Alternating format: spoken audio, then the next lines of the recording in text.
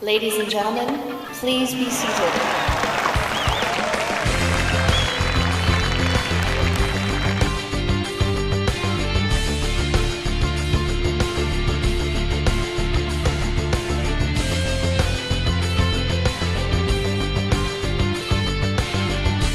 Since its beginning in 1976 in the US, wheelchair tennis has become the most popular and fastest growing sport internationally for people with physical disabilities.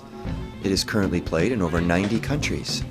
It follows the same rules as able-bodied tennis as endorsed by the International Tennis Federation, with the exception that the wheelchair player is allowed to let the ball bounce twice.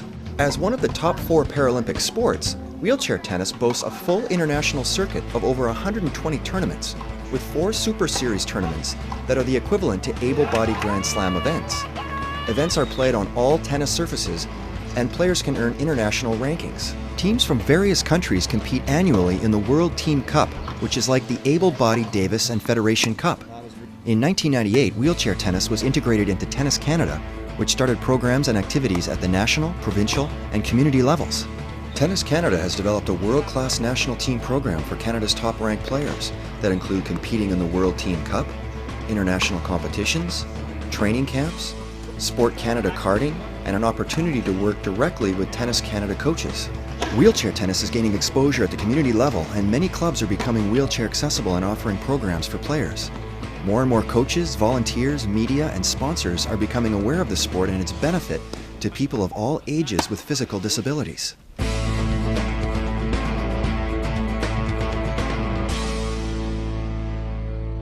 Internationally, adult wheelchair tennis competition is split into 4 main divisions: men's, women's, quad, and juniors.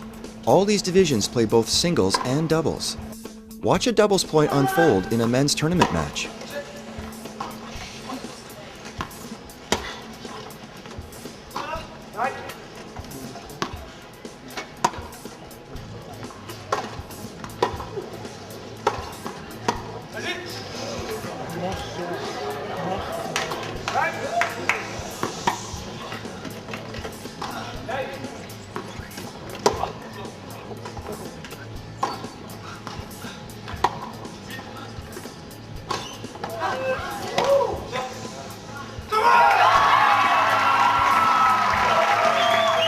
The men's and women's divisions are for players with an incapacity in one or more lower limbs.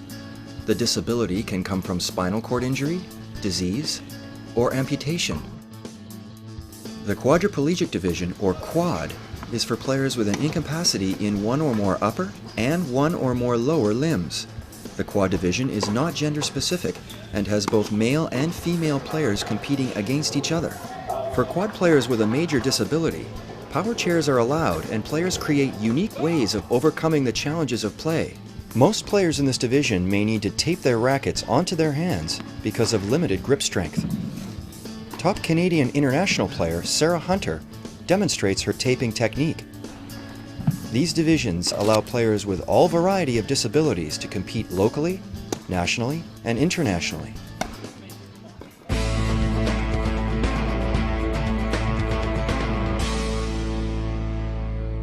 The main equipment requirement for wheelchair tennis that is different than able-bodied tennis is the chair. Beginning players can use their everyday chair, however, a specialized sports chair is recommended. Many provincial wheelchair organizations have sport chairs available for programs, and Tennis Canada has a wheelchair loan program. There are some key similarities and differences between a tennis chair and an everyday chair.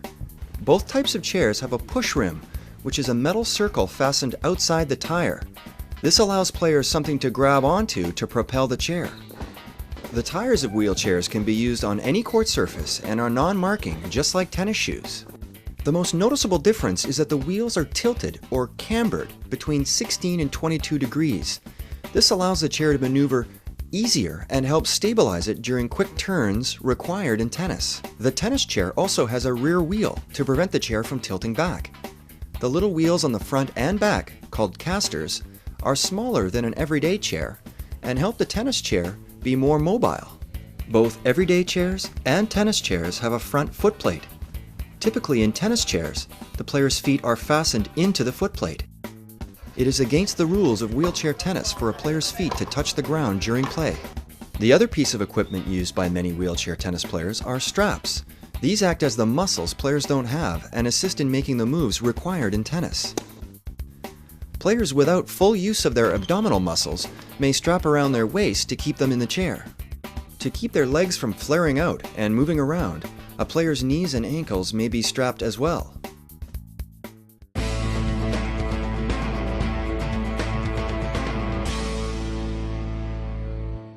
The majority of coaching skills learned in Tennis Canada's certification courses are easily transferable to coaching wheelchair tennis. For example, the 4 drill steps and the principles of effectiveness and conformity learned in the instructor course have a direct application for coaching wheelchair tennis. The first of the 4 drill steps is called Introduce a Topic. Stimulate a desire to learn with a tactical story. Really good warm-up. We're ready to actually start to play tennis now. So we're playing at a small scale just to make it a little bit easier. But imagine this, you're playing tennis, your opponent is over there, we're in a rally. The ball's going back consistently back and forth. If you can keep the ball going consistently, you know that you're going to win points in tennis, right? So what we're going to do is imagine that can we make sure that we're always consistent, that we're never going to miss, we're going to keep the ball going. Is that something you'd want to learn? Absolutely. The next drill step is called Emphasize a Skill. Highlight a principle of effectiveness or conformity with a visual demonstration. So this is how we're going to do it. We're going to make sure that we impact the ball in a good relationship between us and the chair and our body. See, if I impact it in places that are difficult, it's going to make it tough to be consistent. So what we're looking for is an impact point just about the top of the wheels and a little bit out front. And if I can impact right there, I'm going to find that I'll have lots of ability to make sure that I'm very consistent. See how consistent that is? Okay, I can go right onto my target just because the impact's in a good place. So that's what we're going to be working on. The next drill step is called Organize a Drill. Organize players, movement, feeding, projection, goals, and rotation. So here's the drill. We're going to use the low compression ball to make it a little bit easier, and we're going to rally service line to service line. I've set up some markers, and those are the targets that you're going to aim for, just for a little consistent rally. So let's get into position first. So Jesse, you're going to be down the far side. Uros, you're going to be rallying with him, and you can stay here. Tracy, you're going to be over on this side, and Klaus, you're down on the far side rallying with Tracy. It's up to 10. How many can we get? And you're allowed to self-rally it before you send it. That's okay, so let's go. The last drill step is called Run the Drill. Ensure safety and feedback for correct repetition and enjoyment. Okay, Tracy, keep counting. How many you got? That's 3. 4. That's it. That's it. Okay, you got to 10? Yep. All right, excellent. Okay, every time you get to 10, we're going to say that's a point. Let's see how many points you get. All right, keep going.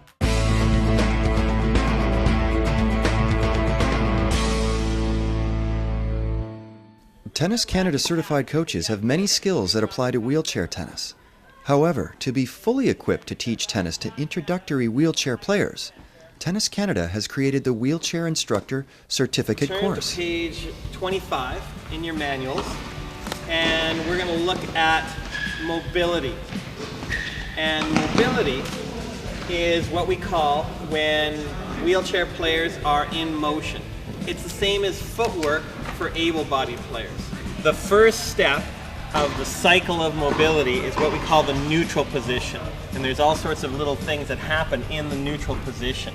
So the first thing is just the contact points. And we're going to go out on the court and look at that, and you'll all have a chance to practice it by actually getting in a chair and teaching each other how to move in a wheelchair. Let's gather around here and let's take a look at that first point that we were looking at, and the idea is what we call contact points. It's too difficult for a wheelchair player to wheel and then grab your racket and try to hit and then back to the wheel again. So the wheelchair players will keep the racket in their hand, and the idea is, can you use it and press it right against either the whole push rim here, okay, and making sure that you get as much of your palm on there as possible, and that means you can wheel it off. It's a one-day course that includes many practical teaching activities and exercises and allows coaches to experience not only instructing wheelchair players, but playing in a chair themselves. go. All the way around. And back. Okay, excellent. Keep coming around. On the forehand side, as you're coming in, when you hit the ball, Instructing wheelchair tennis provides new and challenging opportunities for instructors. For information on wheelchair tennis, or for a wheelchair instructor certificate course near you, go to www.tenniscanada.com.